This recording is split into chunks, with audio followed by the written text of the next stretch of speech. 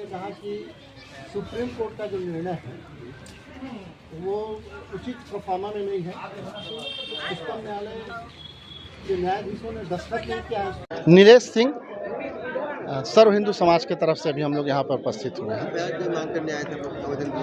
देखिए, लास्ट अपने मीटिंग में टी.एस. सिंहदेव जी ने जो अपने वक्तव्य में कहा है उसमें उन्होंने सुप्रीम कोर्ट के द्वारा दिए गए निर्णय पर उंगली उठाया है, मंदिर निर्माण की प्रक्रिया को प्रभावित होना बताया है। आज वर्षों की लड़ाई के पश्चात वहाँ पर राम मंदिर का निर्माण हुआ है। सारी वैधानिक बाध्यताओं को पूरी करते हुए मंदिर का निर्माण हुआ है। ऐसे में मंदिर निर्माण की प्रक्रिया पर सवाल उठाना हिंदू जन भावनाओं का अपमान है, मुस्लिम तुष्टीकरण है, न्यायालय प्रक्रिया का अपमान है। उसका कंटेम्प्ट किया है टी.एस. सिंहदेव जी ने। इसलिए हम लोग आज उनके विरुद्ध यहाँ पर शिकायत दर्ज कराने आए हैं। विभिन्न न्यायालयों में जो जांच के लिए आदेश दिए जा रहे हैं पुरातत्व विभाग के को उसको लेकर के, तो उस पर उनकी उंगली उठ रही है और ये कह रहे हैं कि गड़े मुर्दे उखाड़ने का प्रयास किया जा रहा है। जन भावनाओं, हिंदू जन भावनाओं का इस कदर अपमान करके मुस्लिम तुष्टीकरण करना उचित नहीं है। जन भावनाओं को ठेस पहुंचा है। इसलिए मैं खुद एक हिंदू आदमी हूं, इसलिए मेरी भावना आहत हुई है। इसलिए मैंने आज इनके खिलाफ एफआईआर दर्ज कराने के लिए थाने में अपना आवेदन दिया है।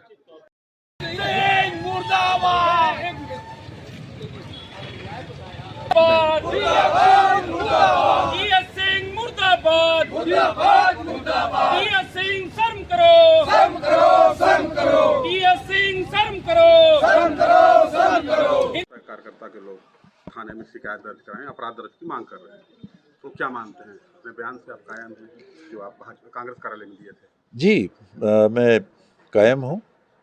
मैंने सुना कि शिकायत में या जो केस वो दर्ज करना चाहते हैं उसमें हिंदुओं के खिलाफ मैंने कोई बयान दिया, तो ये तथ्यों से पूरी तरह से विपरीत है। मैं किसी भी धर्म के विरुद्ध, हिंदू धर्म तो छोड़िए, कोई ऐसी टिप्पणी नहीं करता। ये मेरे विचार नहीं है। मेरा ये मानना है कि हर व्यक्ति पूरी तरह से स्वतंत्र है, अपने या तो जन्म के आधार पे या अपनी सोच के आधार पे जिस धर्म और जिस धर्म की रीति रिवाज को, प्रक्रिया को मान के अपना जीवन जीना चाहे, वो हर व्यक्ति स्वतंत्र है और होना चाहिए। और कहीं धर्म के संदर्भ में चर्चा नहीं थी। एक मेरे हिसाब से बंद कमरा था, पार्टी का कार्यालय था, पार्टी के कार्यालय के अंदर की मीटिंग थी। उस मीटिंग में मैं ये चाहता था कि कांग्रेस के साथियों को भी जानकारियां हों, ऐसी जानकारियां जो मेरे जीवन के अनुभव में मुझे नहीं थी। आज 72 साल की उम्र में माना जाता है कि एक सीनियर जनप्रतिनिधि हूँ, समाज का एक वरिष्ठ सदस्य हूँ, राजनीति से अलग भी मानिए। तो अगर मुझे नहीं मालूम था कि जज साहिबानों ने बाबरी मस्जिद के जजमेंट में हस्ताक्षर नहीं किए हैं, अगर मुझे नहीं मालूम तो और लोगों को कैसे पता होगा? मुझे ऐसा लगता है कि हम लोग को तो माना जाता है बहुत चीज़ की जानकारी होनी चाहिए। अगर मुझे नहीं मालूम था कि उस जजमेंट की ड्राफ्टिंग किसने की, इसकी जानकारी जज साहिबानों ने स्वयं घोषित नहीं की कि भाई इसकी ड्राफ्टिंग किसने की है, तो मुझे अगर नहीं मालूम था तो लोगों को क्या मालूम होगा? और बाबरी मस्जिद के फैसले में, बाबरी मस्जिद राम जन्मभूमि का जो विवाद चल रहा था, उस फैसले में सुप्रीम कोर्ट ने जिस आधार पे निर्णय किया, उन्होंने, मैंने कहीं नहीं सुना, अब तो देखना भी पड़ेगा क्योंकि बोलने पे कोर्ट कचहरी और थाने की बात आ रही है, तो उसको भी देखना पड़ेगा, मैं देखूंगा भी। पर अभी तक जो मेरी जानकारी है उसमें कहीं फैसले में ये नहीं लिखा कि ये ज़मीन का हकदार फलाने हैं, इसलिए ये ज़मीन उनको दी जाती है और यहाँ पर इस धर्म के विचारों के अनुरूप, उनकी मान्यताओं के अनुरूप धर्मस्थली बनाया जा सकता है। कहीं भी बाबरी मस्जिद, राम मंदिर, राम जन्मभूमि फैसले में ये बात नहीं है। अपितु अभी तक जहां मुझे जानकारी है उसको और पढ़ना पड़ेगा। ये बातें हैं कि एक जो बाबरी मस्जिद का ढांचा गिराया गया वो एकदम गलत कृत्य था।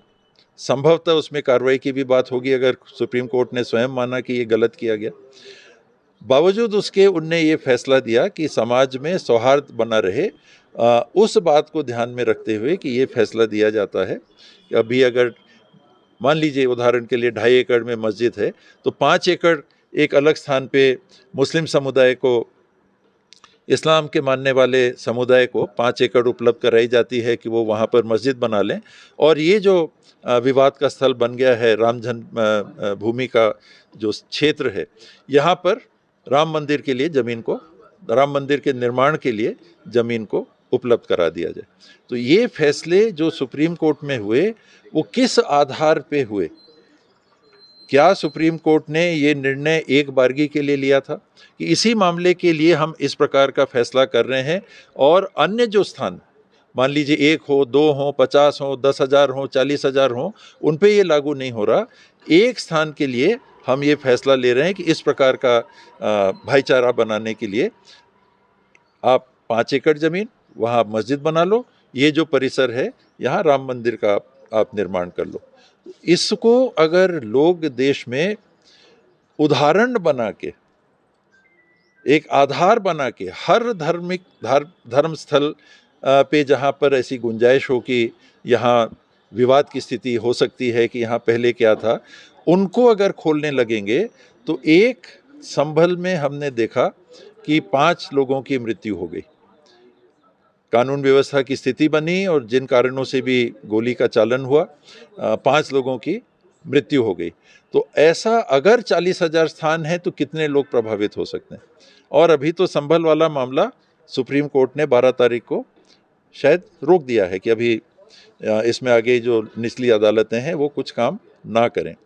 लोगों के जानकारी में ये बात लाना मैं समझता हूँ कि एक जिम्मेदार देशवासी के रूप में, भारतवासी के रूप में, समाज के एक जिम्मेदार व्यक्ति के रूप में, राजनीतिक दल के एक जिम्मेदार जनप्रतिनिधि के रूप में लाना जरूरी है कि आखिर ये मामला क्या है।